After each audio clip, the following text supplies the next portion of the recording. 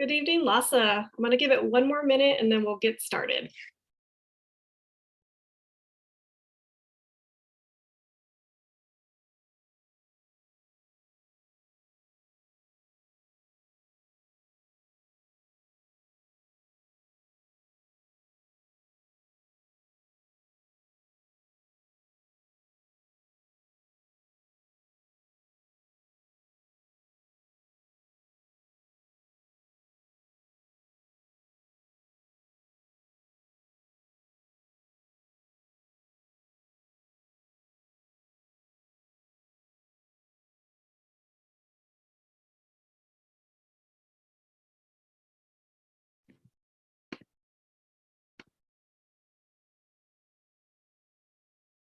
All right, good evening, parents. So we're going to go ahead and get started. Today we have with us Jessica Shore. She's the founder of Encompass Tutorial Services. She grew up in Dallas, and from a young high schooler, she started to cultivate her time management, organization, and study skills. She received her bachelor's in European history and classical studies from the University of Pennsylvania, and then went on to get her master's degree from UT Austin. Since 2007, she has helped countless students develop the executive functioning skills that allow them to better navigate the classroom, feel more confident, and manage their stress. Her focus is on bridging the connections between the ways that we think and feel about ourselves and the ways that we engage with the environment around us. All right, LASA, please welcome Miss Jessica Shore. I'll turn it over to you, Jessica. Hi, everybody. Let me share my screen and we will get started. So to start, I'm just so happy to be here today. And, thank you for that introduction. But I wanted to further tell you a little bit about what led me here today. As Alicia said, I went to UPenn. I really wanted to be a history teacher. I took that a little far and made my way to UT, where I ended up getting my master's and ultimately PhD in medieval history. And while I was at UT, I had a teaching contract. I taught for 4.5 years, 9 semesters. I taught at ACC. I began working with middle school, high school, college age students, and I really began to see this trend. Very few of my students needed support with content. They mostly understood the material they were being taught in the classroom. They really needed support due to an inability to meet deadlines, manage their responsibilities, stay organized, and honestly, they were just overwhelmed and stressed out students.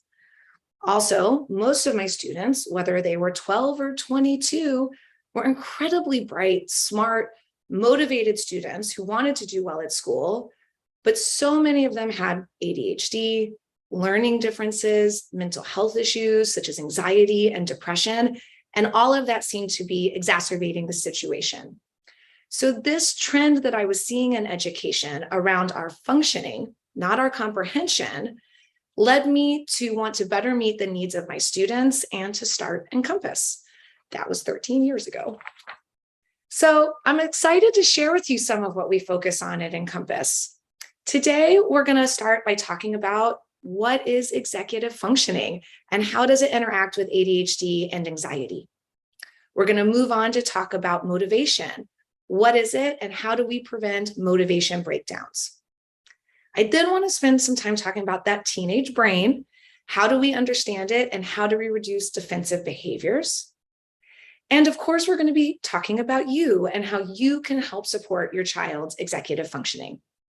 Again, I just want to thank you so much for being here. And I imagine this is going to raise a lot of questions, especially given the amount of material we're going to cover today. So, submit those questions, I think, through YouTube, and we'll have a small Q&A at the end. Okay, so let's begin by clarifying, what the heck is executive functioning? It really wasn't a term that was around when I was growing up, when I was training to be an educator, but it really is pervasive. There are many ways to discuss executive functioning: cognitively, neuropathically, behaviorally.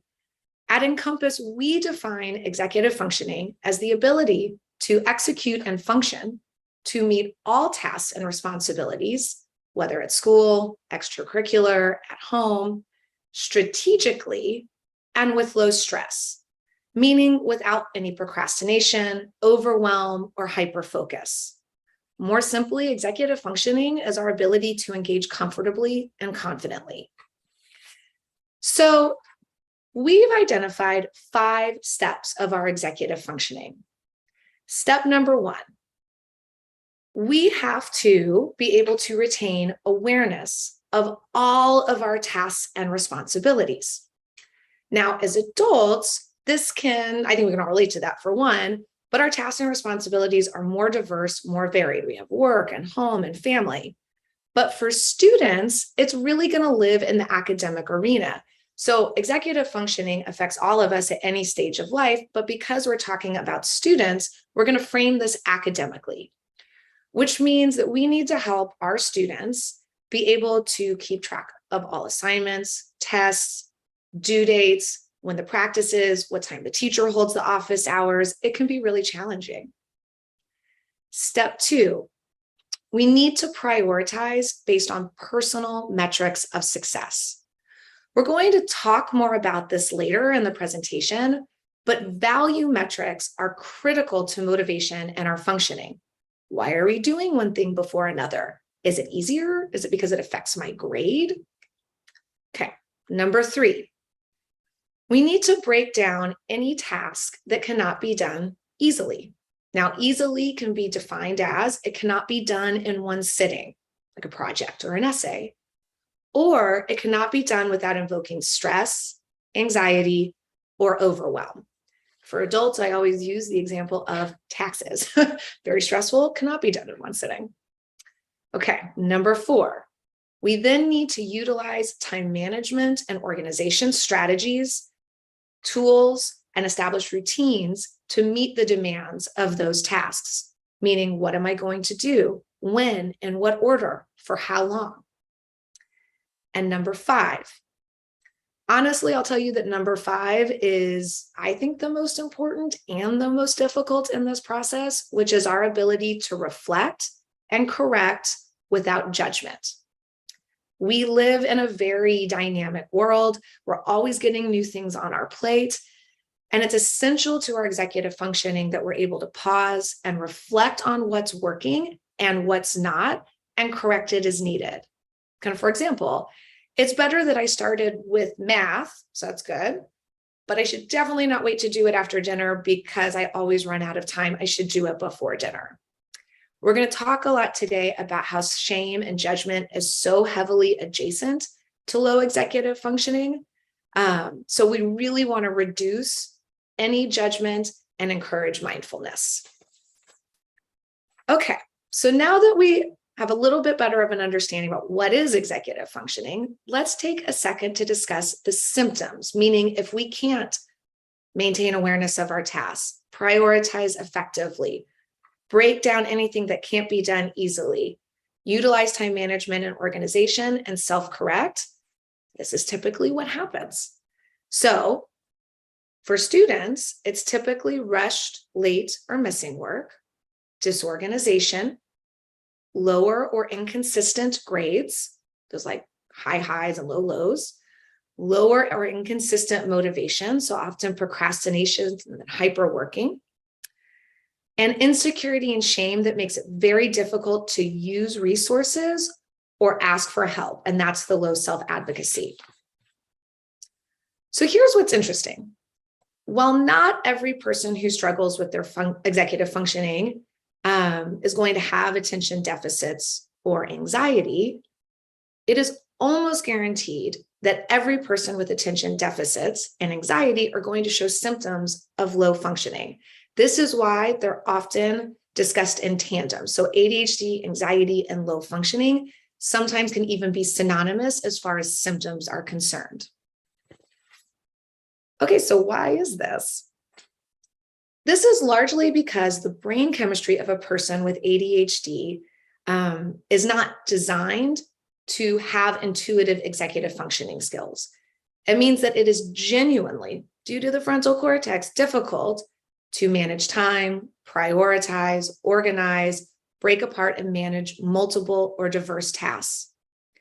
And the more these bad kind of habits exist, the mismanaged time, the disorganization, the harder they are to change.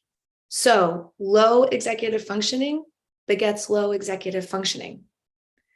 And to make matters worse, when we are not able to intuitively manage our tasks the way that we're told we should just be able to keep track of everything, get it in on time, ask for help, and we can't due to a deficit, well, this is going to exacerbate anxiety and shame and result in low confidence. And as we are going to learn a lot today, the higher our anxiety or stress, the lower our functioning.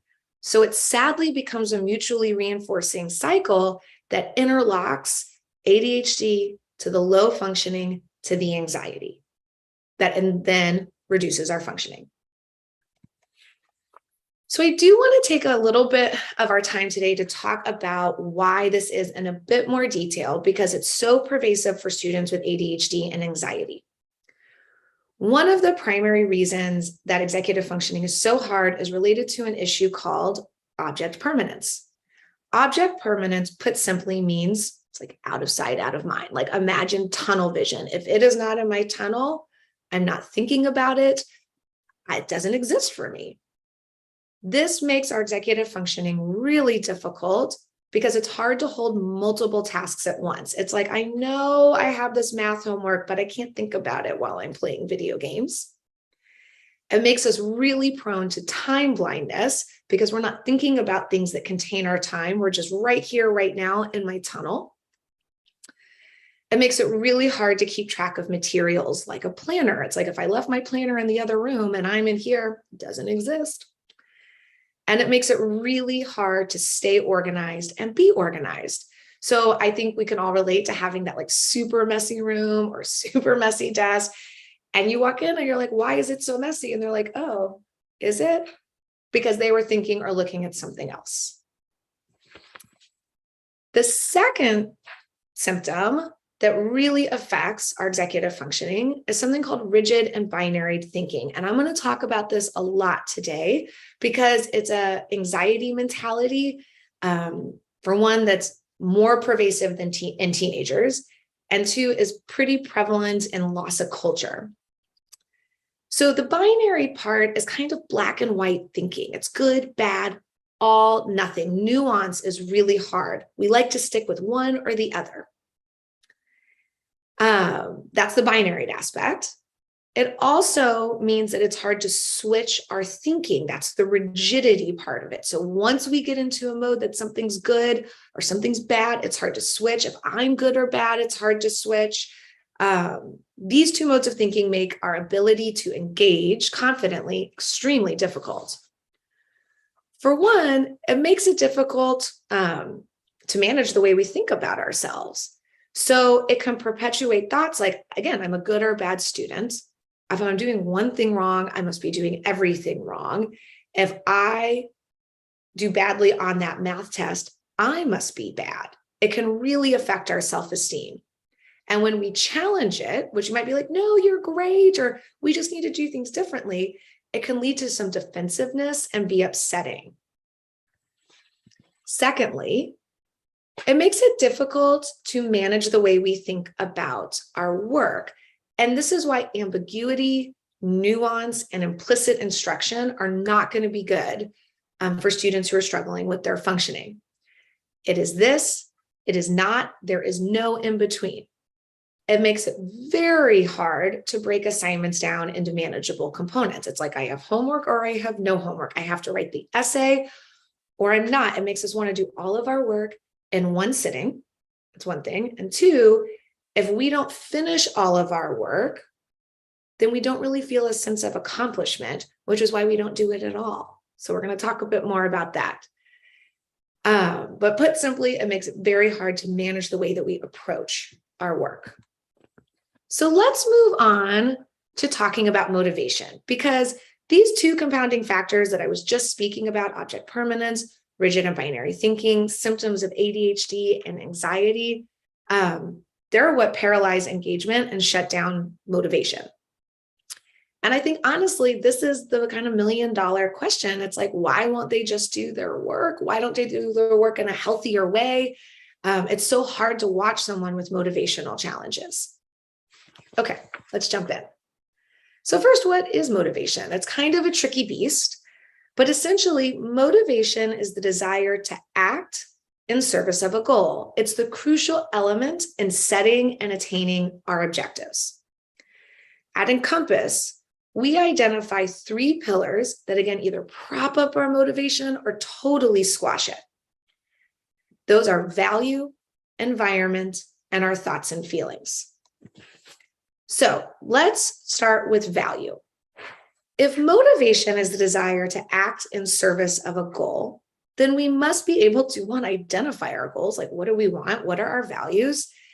And again, kind of value that outcome of the goal. And this is what we refer to as a metric of success. This is what I want, and this is why it's important to me. This is also the second step of our executive functioning. We have to understand our personal metrics of success in order to successfully prioritize tasks to meet our goals. But kind of put simply, if we don't know our goals and we don't see the value in the work, it is very hard to engage. Secondly, if we don't have realistic or attainable goals and we put too much value in the work, it also shuts down our motivation.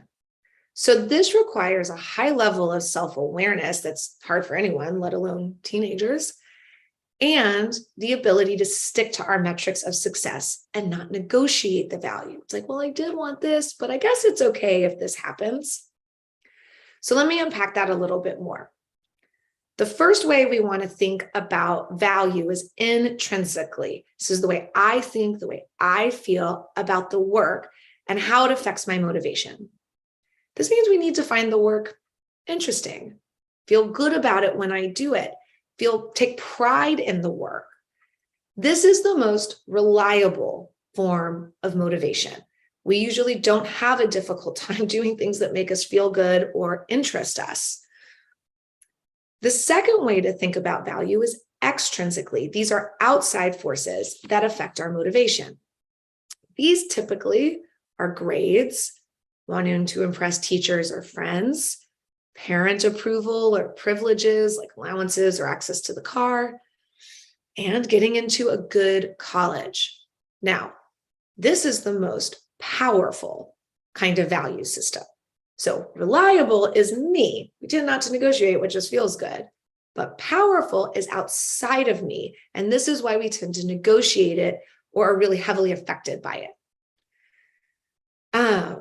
This negotiation is what we really want to reduce. And when we get to actionable strategies, a lot of what we're going to talk about is how to reduce that negotiation. Like, I know I should do this math homework, but it's so boring. So no intrinsic motivation. And it won't really matter all that much if I get the 5 points off if I hand it in late. Extrinsic. Okay. Second in our motivation is our environment. Now, this is the most kind of pragmatic and concrete of the 3 factors of our motivation. Basically, when we do not have an environment suitable to working for sustained periods of time, we don't work for sustained periods of time. So this includes our physical space and our routines, where I work, when I work, what are my distractions, interruptions, how messy is it? What do I do? In what order? When can I take a break? This is why having strong executive functioning strategies is so critical. Not only do these strategies address these questions, but they also reduce the stress and the decision fatigue that leads to avoidance. Kind of put difference, like, I don't know where to begin. I don't know what to do. I don't know how long this is going to take. I'm not going to do anything at all. Those are the questions that we want to address. Lastly, it's important to recognize that it's a universal truth that we are inclined to quite literally turn away from the things that make us uncomfortable, overwhelmed, insecure, anxious, uncertain about our approval if we're doing a good job, uncertain about our future. We're definitely going to unpack this, but here's the takeaway. The higher these negative feelings, the lower our functioning. So a big part of our work today is going to be talking about how do we keep these feelings low to keep the functioning high. Excuse me. So I've been talking about these categories categorically. but please know that they waterfall into each other to short circuit motivation. Not knowing how and why we are supposed to do the things we are meant to do exacerbates our anxiety and stress. Anxiety and stress can lead us to negotiate the value of our work. Having distractions and disrupted workspaces can make us, negotiate the value of that work again. I'd rather play video games than do my homework. It's for this reason, again, just to drive it home, that the bulk of our work and your work at home is going to center around having healthy value systems around the work, creating an environment suitable to sustained work, and reducing big negative feelings around work and performance. Okay, but before we move on, let's unpack a bit more about how our thoughts, our anxiety, our feelings impacts our motivation and our ability to execute and function. This is incredibly critical, especially for LASA students who notoriously struggle with higher levels of anxiety. So we use a cognitive behavioral therapy model at Encompass. Essentially, that just means the way that we think and we feel affects the way that we behave, and the way that we behave affects the way that we think and we feel. So when we miss the assignment and we feel shame and regret, it drives thoughts that maybe we're not good enough and what's wrong with me. Conversely, we can reroute that cycle when we start to get the work in, when we start to ask for help, when we start to get the results that we want, we can feel pride and have positive thoughts. So while we are, and I want to be very clear about this, not a substitute for therapy, there's no denying that working on our executive functioning mitigates a lot of the stress and anxiety that comes with performance. Okay, why is this? This is because when we have big thoughts and feelings, we generally cope in one of two ways as it affects our performance. Okay. The first way is to quite literally turn away from the work, to avoid, to procrastinate. This is a coping mechanism to manage stress or anxiety. It is quite literally no, thank you. I am not going to do that thing that overwhelms me, that makes me feel bad about myself, that I don't know if I'm going to do a good job. Just no, thank you. So I will negotiate the value to make it less overwhelming. I will find a yummy distraction like video games, but I'm not doing that over there. Okay. So put simply, when we turn away from the work, we're managing our stress around the work. This is why we need to make the work less stressful. Secondly, Secondly, is that we turn towards the work. We do and we do and we work and we work. This is a different presentation of another coping mechanism to manage stress or anxiety. This can look like perfectionism, compulsing over work, placing too much value or emphasis on assignment, like it's the biggest deal in the world, and not maybe handing in work on time because it's not deemed good enough or we weren't able to complete it to our standards. Basically, the idea is that if we could just, again, do and do and do and work, then we won't feel so insecure because we're productive. But this is equally unhealthy and honestly not sustainable. Okay. But here's what's really tricky about avoidance. It's so easy to confuse it with apathy, right? I mean, if they cared, wouldn't they just do the work or change the way they approach the work, make the grade? It can be really frustrating to watch avoidant students and not judge them maybe for being a little lazy or disinterested or short-sighted or immature. I mean, honestly, I hear that from parents all the time. And it makes sense. If they cared, they would just do it. But here's the trick. For high achieving students who want to be at a school like LASA, there's usually a lot more going on. It's easier to say that we don't care than to admit that it's too overwhelming. So it's often really not a matter of not caring. We can care a lot. Often we care too much. There is too much pressure. And we don't have the executive functioning skills to approach the work. So it's I want to do it, but I don't know where to begin. I don't know what to do. I don't know how long this is going to take. And then we get even more overwhelmed and insecure, and we just end up turning away. So Okay, bear with me. I know what you might be thinking. It would just be so much easier though if they just did the work. Why can't they do it? And I want to explain why a little bit more. So, excuse me, 1 second. Let's imagine that this level table represents healthy engagement, kind of like this. It's like we know what we got to do, we know how to do it, not having any stress around it, we're level. But for a lot of us, the stress of a task hits and it tips our table and disrupts our engagement. This is when we start to avoid. Now, let me give you an example. It's a little bit embarrassing, but it is totally true. I hate paying my electricity bill every month, especially in the summer. It is so hot. And I don't know, now we've got the Halloween decorations up and it's like my electricity bill is a boogeyman for me.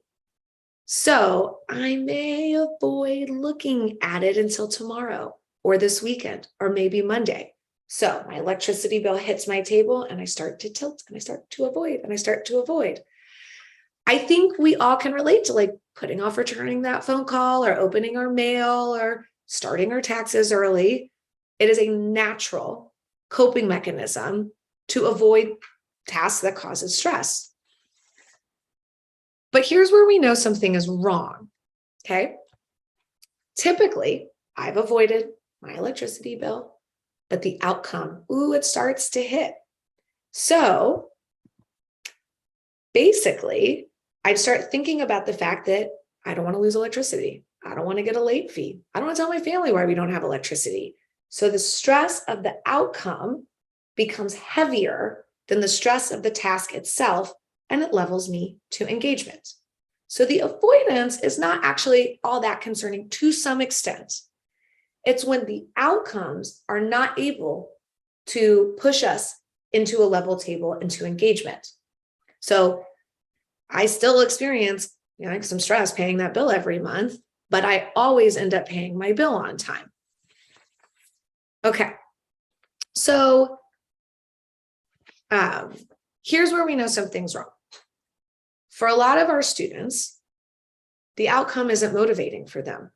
It's like we have the homework and then the homework becomes late and then the test and then this thing, and I didn't go see my teacher and now it's sitting there and all of these tasks, actionable things I need to do are tilting me and tilting me and tilting me. And the outcomes start hitting. Low grades. My parents are frustrated.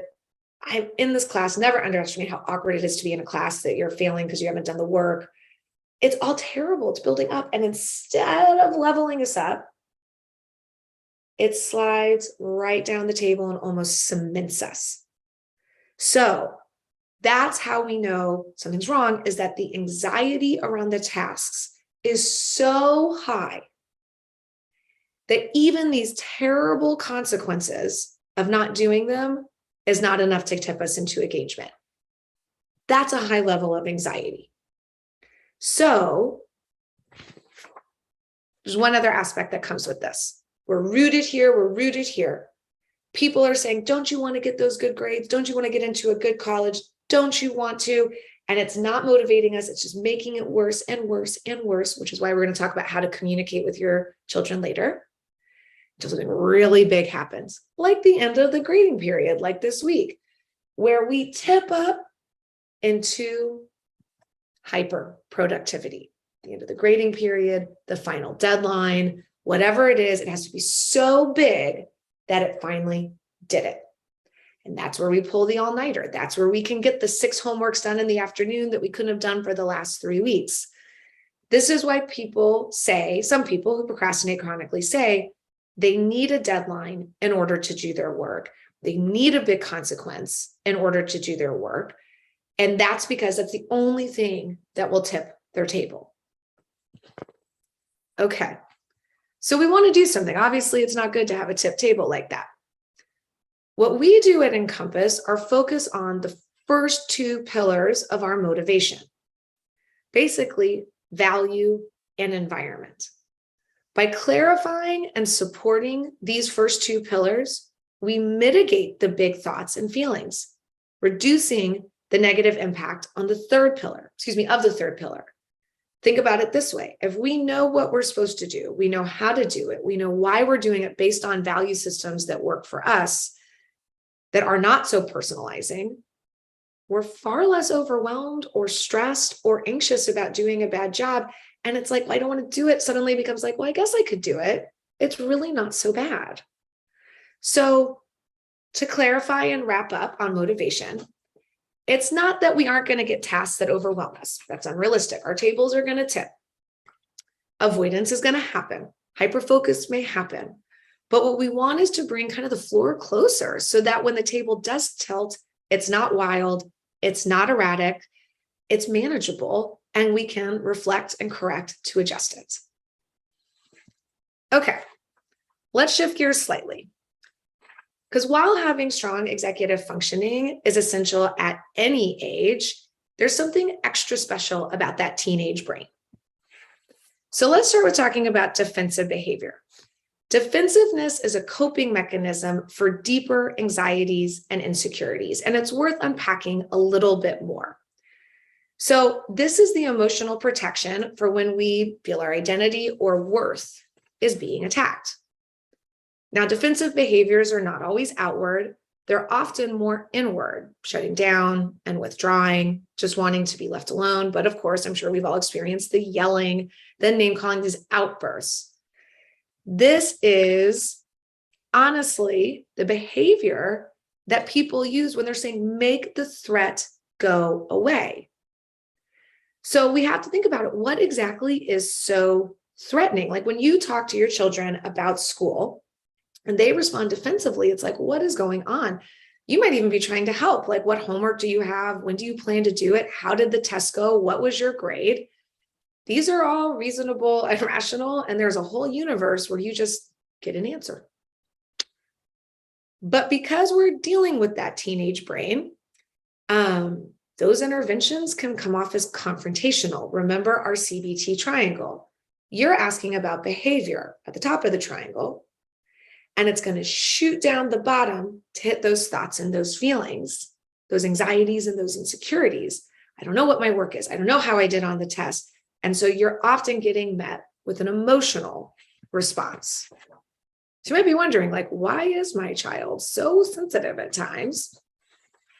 And this is because they're in that natural phase of life where they're figuring out who they are. I just call these the data grabbing years. It's like they're looking around being like, what is my data? Am I smart? Am I funny? Am I liked? Am I attractive?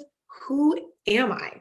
And because they're in this identity formation or data grabbing time of their life, they're just really sensitive. And to be honest, a little self-absorbed. We love them, but they're just so sensitive and thinking about themselves and anxious about that. So don't worry, they will outgrow this phase. We all do, because the more data points we get as we get older, the less sensitive we are to contradictory data. But right now, the top two places your children are getting their data are at school, socially and academically, and at home with you. So let's start by talking about school. Any student's academic performance, especially a LASA student, is going to be tied to their identity. But many students who are struggling with their functioning are often getting contradictory data around their intelligence versus their performance. I know I'm smart and can keep up, but am I smart if I make C's because of missing work? I know that I'm good at math, but I keep bombing math tests because I'm not studying or going to see my teacher. And these feelings often fall into those rigid and binary thinking trends. If I'm doing one thing wrong, I must be doing everything wrong. If I'm bad at this, I must be bad at everything. Okay, let's talk about you. I know it may not always feel this way, but your child is the most defensive probably with you because your data, it means the most to them, by far more than anybody else's. And because your role with them is by definition complex, I mean, there's not a parent-child dynamic in the history of parents and children that doesn't have a complex relationship, they're also getting a lot of contradictory data. I know I'm loved and safe, and they tell me they want the best for me. That's good. But they're frustrated with me and mad at me, and they're always talking to me about school, and that's contradictory data. And when we get contradictory data, whether it's school, whether at home, we're like, I don't know who I am. I don't know if I get to be smart or safe or happy. Our anxiety spikes and our functioning goes down. Okay. So what do we do with all this info that I've thrown at you? I want to kind of end today's presentation by discussing some concrete steps that you can take as parents to promote executive functioning. I want to talk about how to nurture your child's motivation, defining those values, cultivating that environment, reducing negative feelings that paralyze functioning, and decrease, honestly, a lot of that tension and defensiveness. So to start, there are two topics that are going to be especially triggering that we want to be mindful of. The first is the topic of intelligence. And I cannot tell you how many times I hear the phrase, I know they can do the work. They're so smart. My child is so smart, but they're not doing their homework or they're bombing tests. We must keep in mind that when we talk about school, we conflate or merge comprehension with the demonstration of comprehension, meaning I can understand what I'm being taught in my classes, and I can demonstrate that understanding by getting my work in on time, showing up to test prepared, etc. It is critical that we recognize that they are two separate things. Let me put this more simply. Our intelligence, our ability to comprehend, has nothing to do with our engagement or our executive functioning, our ability to demonstrate our comprehension. And because our children are so smart, despite struggling, often what's called twice exceptionalism, there's a trend of framing the conversation around intelligence, around this, I know you can do the work because of your intelligence. And that's not at all why they are struggling. So this is going to promote two singular anxieties we want to avoid. Number one, maybe I'm not as smart as they think I am because they keep telling me I'm smart and I'm not. Anxiety goes up. Two, they don't know me as well as they think they do because they keep telling me I'm smart. I'm clearly not. I'm struggling at school. Anxiety goes up. So what I recommend is that you no longer bring up how smart your child is in relation to doing their schoolwork or their grades. It's not up for debate. They are highly intelligent. I mean, you can tell them they're smart all the time, but just not in relation to this. What I would encourage you to put the focus on is execution and actionable steps, using the planner, studying, going to see teachers. By bringing the focus back to actionable items and not their worth, their intelligence, that sensitive data, it will be less threatening and therefore more motivating. Okay, the second topic you may have guessed are grades. So grades are such a sensitive topic, especially at LASA, because from the time we start in like kindergarten, they're labeling. It's like, I am smart and good and praised if I make good grades. And maybe I'm not smart or bad if I make bad grades. But what constitutes a good or bad grade is personal and really subjective. I often use the example of, if I were to make an 85 on a history test, I'd be super disappointed. If I were to make an 85 on a math test, confetti would fall from the sky. I can have two very different feelings about the same grade. It's personal. The subjectivity, well, at Encompass, we use something called a magic number. It is this number that if we're above it, we feel good. We're like, I'm good. I'm making above this grade. Or if below it, we're like, oh my God, my grade dipped to below this grade. For some students, it's like 95, 88, 82, 77, 70. As long as I pass, I'm good. It's like a Rorschach test. It tells us how they're feeling about themselves and their abilities, and it's often negotiated. So here's the takeaway. Grades are going to be triggering because they're labeling, and they're not going to be a consistent motivator because they're so negotiable. Well, a 90 is good. I wanted the 95. I got the 90. At least I'm passing. All of that negotiation, that's a coping mechanism for feelings to some extent. So Also, that they can be kind of threatening with how they affect college. So again, they're just going to add to stress and add to overwhelm. So what again we want to do is pull away from focusing on the grade, which by the way is just the outcome of comprehension and then the demonstration of comprehension, and bring it back to those actionable items, checking the planner, the routines, seeing the teacher.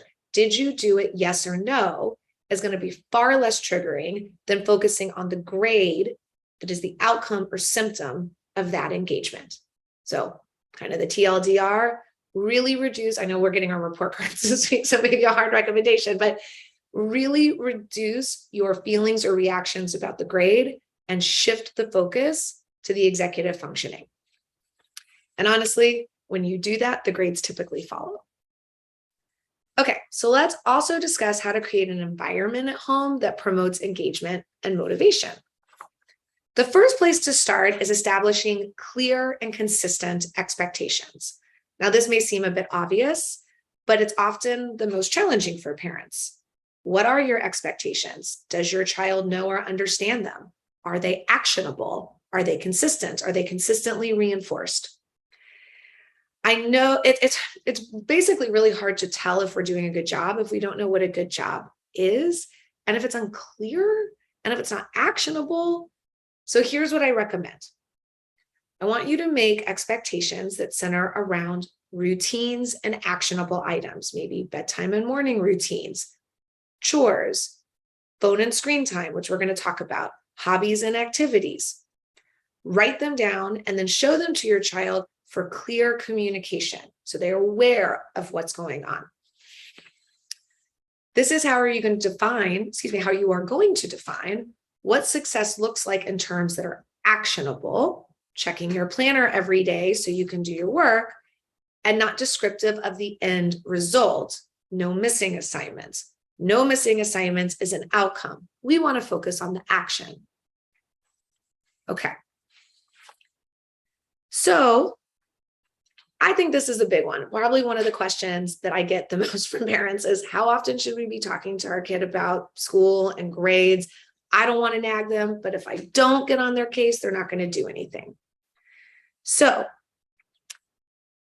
basically, I feel that teenagers are listening to jazz music at all times. It's like, dun, dun, dun. They're like, well, when is my parent going to ask me about this stuff? And we want to limit that feeling, because that defensive feeling, that I'm on edge feeling, that's anxiety that goes up. It's going to decrease the engagement. So we also want to limit you having to feel like you have to monitor all the time. So as part of your expectation setting from the previous slides, we want to establish clearly designated check-ins to help hold basically our executive functioning strategies accountable. These should be maybe 15 to 20 minutes at a designated time at a designated location. The more specific you can be, the better. There is no right number of check-ins. It really needs to be realistic within your family dynamic. The most important thing is it just needs to be consistent. It could be daily. It could be 3 times a week. You can decide what works the best for you. Outside of these check-ins, you're not going to talk about missing work or grades or what's going on. I mean, of course, talk about what they're learning in school and those dynamics, but sorry about that. We want to really be focusing on not school things outside of these check-ins, knowing that we can rely on them to give us the information that we need and to, support them. So again, we want to focus on what is actionable. This is what is due and what is your strategy to do it.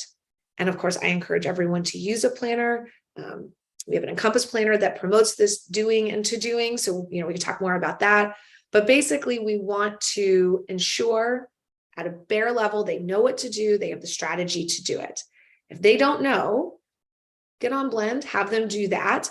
No shame, no yelling. It's like, why? How can you not know this? That's just going to promote those big feelings that squash our functioning.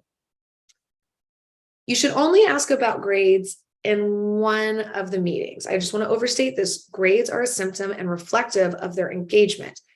By highlighting them, it's going to be overwhelming. So let's just know every Friday at the end of the week, that's when we check in on grades. Outside of that, it's up to you whether or not you want to talk about them. I also want to encourage you to check in on how your child is feeling. I can't tell you how many LASA students I've worked with who feel that their parents just only care about the grade and that they're just performers and their experiences don't count. So we want to acknowledge their feelings while promoting the use of the planner and tools and strategies as a way to make, again, the work feel more manageable. Building routines at home is one of the best things that you can do for executive functioning. This aligns with our environment pillar of motivation. And basically, we want to take the guesswork out. Like, we want to experience less decision fatigue so that we can engage more easily. I know what I'm supposed to do. I know when I'm supposed to begin, where I'm supposed to work, all of that.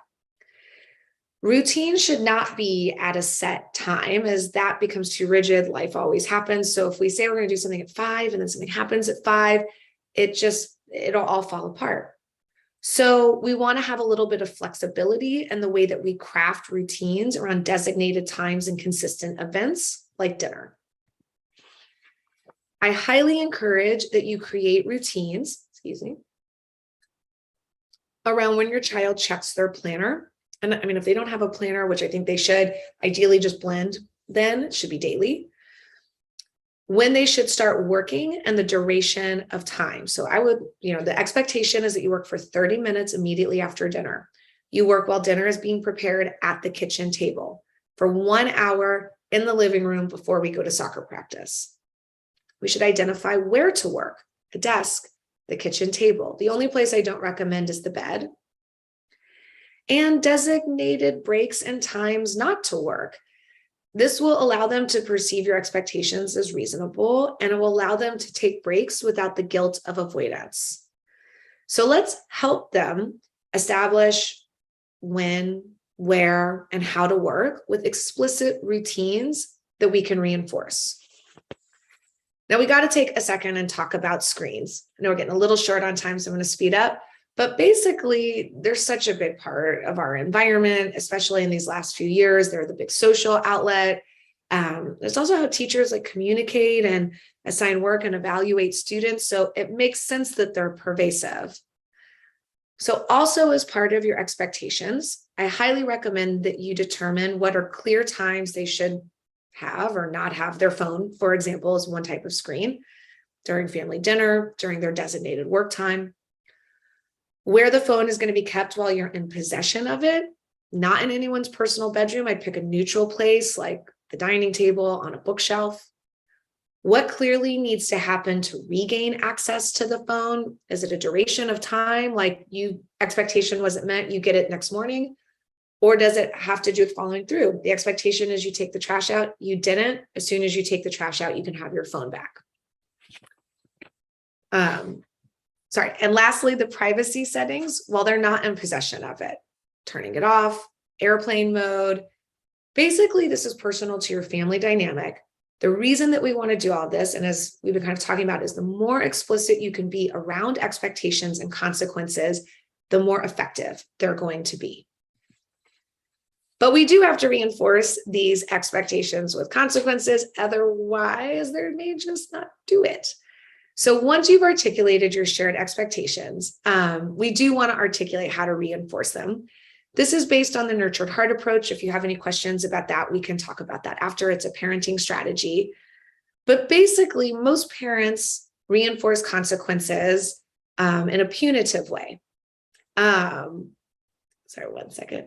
And that's more like, I'm going to take your phone away or take your car keys away. And the idea is that if the pain of the consequence becomes so severe, then they will clearly change their behavior so that they no longer have to incur the consequence. It's like, I want my phone, so I guess I'll do this thing that they want me to do, I guess. But if the consequences are unpredictable or reactionary, honestly, they're not motivating, and they usually just cause a bunch of tension. So here's what I recommend. We want to have consequences that are actually motivating. And because we know when negative feelings go up, engagement goes down, we want to do this in terms of an earning system. So it should not be defined in terms of grades, but rather these expectations. If you do X, this expectation we defined, you will earn Y. If X action is not met, you will have not earned Y. Y can either be something they already have, like screen time, like they have video games and phones, or it could be something they want and don't currently have, an evening out with their friends, an excursion, choosing dinner, driving practice. Why does this work? This parenting philosophy has seen a lot of success because it puts the emphasis on the positive. You've earned. And when they don't earn, hey, it's no problem. You just haven't earned it. We don't have to be yelling. We don't have to be the bad guys. In fact, it works even better because we're making it about them. They have the power and the control. And of course, it reduces, hopefully, when done well, as much negative feelings. Of course, it takes time to implement. But most of the time, when this is done well, students will say, I didn't do this thing. I have to do it. And it shifts the focus away from you and onto them. But we do have to talk about all of these things with our kids, and it can be so hard to communicate without triggering all of that defensiveness. We talked about how they're naturally sensitive. So we want to understand that teenagers have a difficult time expressing themselves in general. They're prone to using like personalizing or, vocabulary around, again, that good, bad, smart, stupid. So I highly encourage you implementing certain vocabulary into your into your communication style with your child. This vocabulary that I'm recommending, it's depersonalizing, and it puts the focus on it being actionable. So again, consistent, inconsistent, manageable, unmanageable, reasonable, unreasonable, earn, not earn, and so on. So here's what we want it to look like. So instead of, man, I'm stupid, I'm so bad at math, I failed that test, we get, wow, I definitely did not follow through with my study strategy. And it is cute. They will start to mirror it back to you.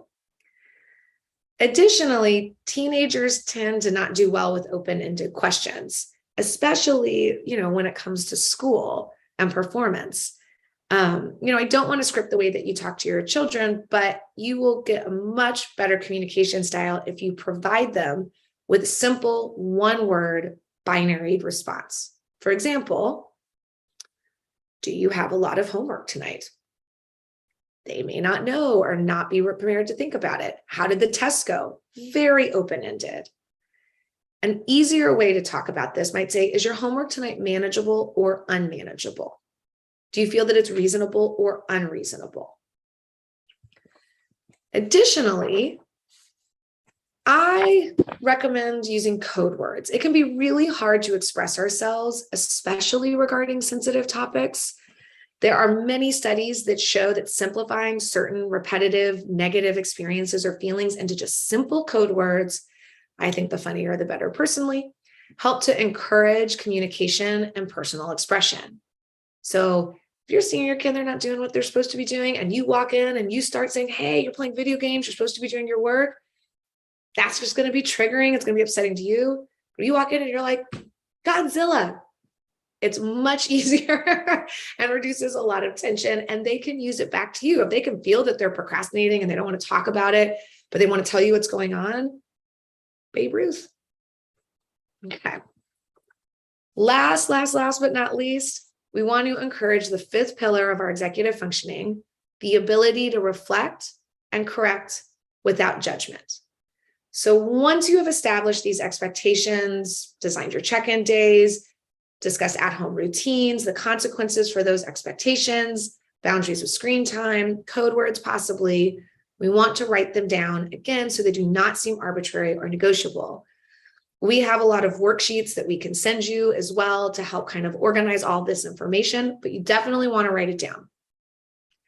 And then you want to articulate a date to revisit it. I'd say 3 to 6 weeks out, as long as it doesn't center around the report card. So like right now, maybe Halloween, Thanksgiving. Basically, we want to have these check-ins to reflect and correct what's needed.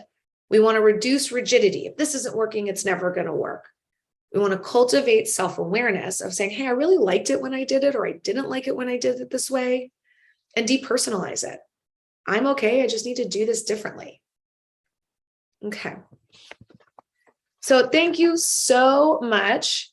I'd like to end tonight's presentation by just telling you really quickly A little bit more about what we provide at Encompass. We offer a large matrix of services, not just to support your child, but to support you.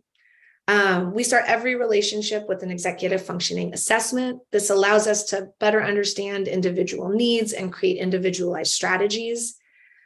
From there, we offer weekly executive functioning sessions. We offer parent consultations, education consultations. This can be around curriculum, college choice, all of that. We do offer college readiness programs as well. We do a lot of group collaborative workshops with mental health professionals. We just kicked one off for parents about ADHD and anxiety. And we offer adult services because, as we've discussed, executive functioning challenges can hit us at any age. Okay. Thank you again so much. I really enjoyed presenting to you.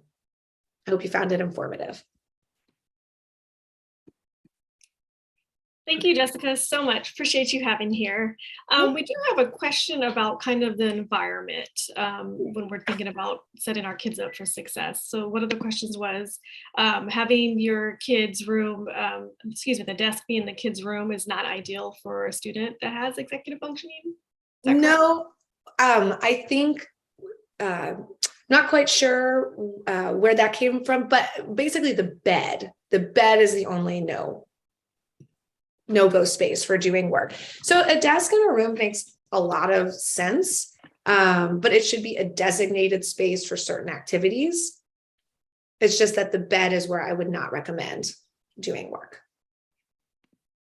Okay, thank you. And then just another general question. You mentioned about not asking your child about their grades so often. Mm-hmm.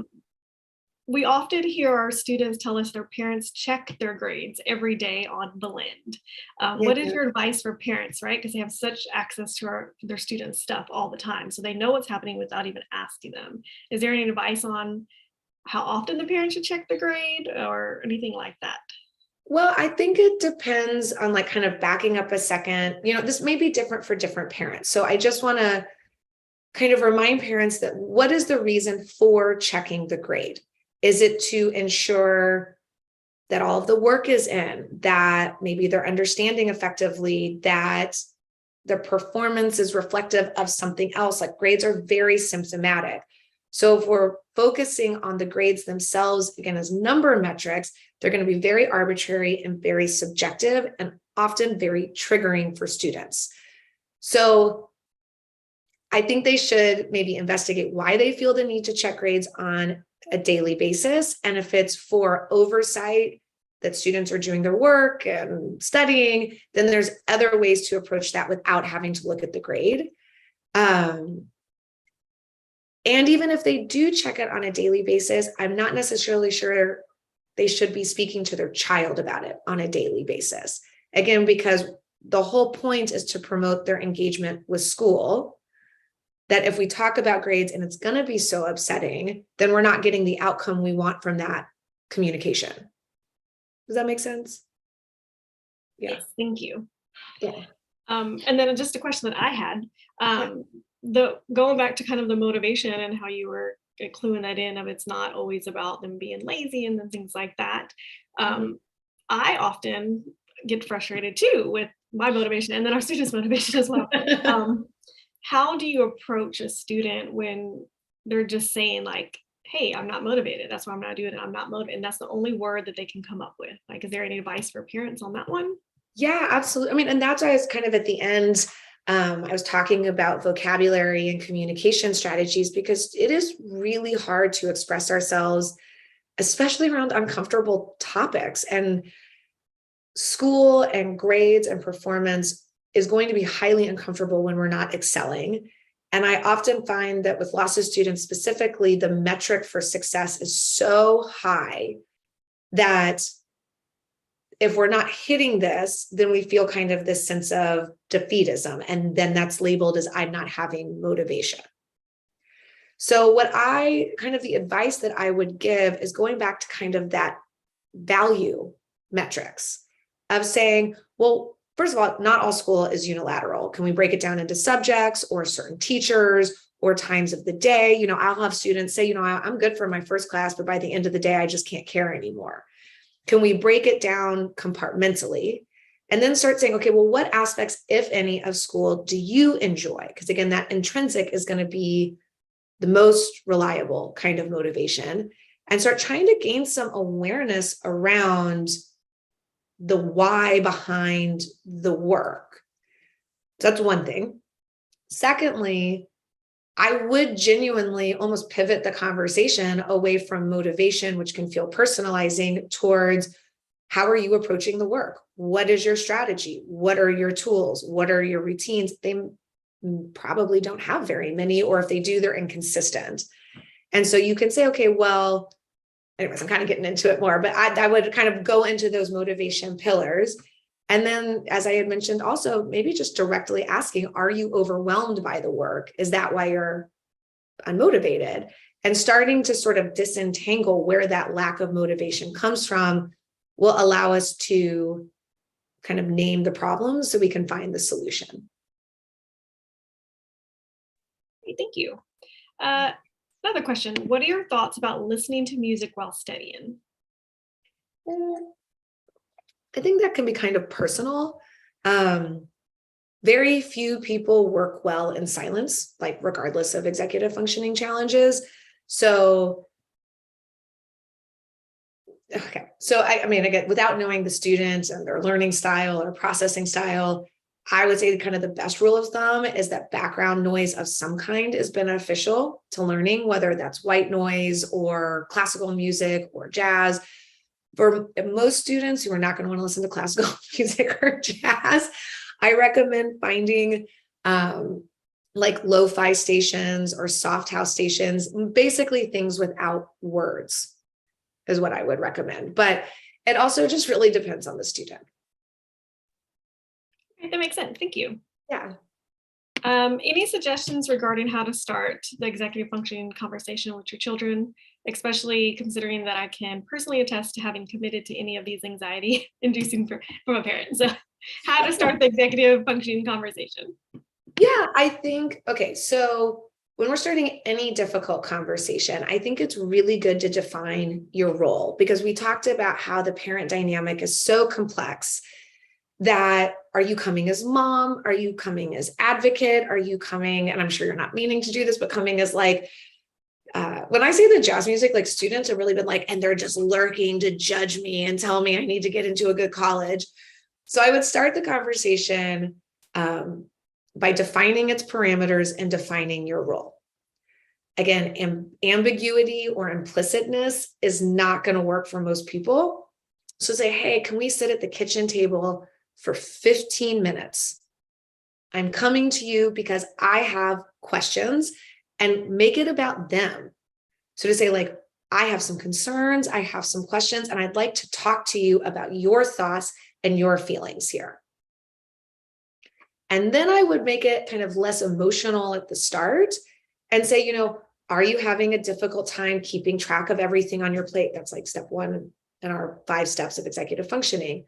Are you having a hard time prioritizing? What are your thoughts? Breaking things down, managing? What are your feelings about all of this? And if you keep calm and frame it in that way, it typically goes better, depending on your kids. Thank you. I want to be respectful of your time. We went over a little bit, so I really appreciate you coming and talking to our parents. Giving them some good tips and tricks on how to help their kiddos be more successful and have a more pleasant evening when the kids get home.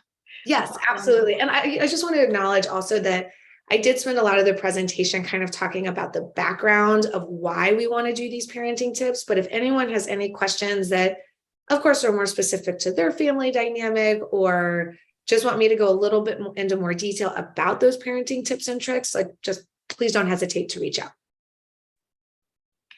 Do you prefer them to give you a call or email you? Like what is easiest? Probably email me. Okay. And that's all on the Encompass website? Yeah. You can find that on the website. Okay, perfect. Thank you so much for coming out. I really appreciate it. All right. Thank you. Have a good evening. Thank you. Bye. And parents, thank you for coming out. We appreciate you having you here. The next thing that is coming up is going to be the study skills session. That's going to be October 20th. You do need to register for that. The person that's doing it is with the Princeton Review, and she will send out a link for whoever is registered for that. So if you go into the at a glance, there's the title of it. You just click on it and there's a QR code to scan.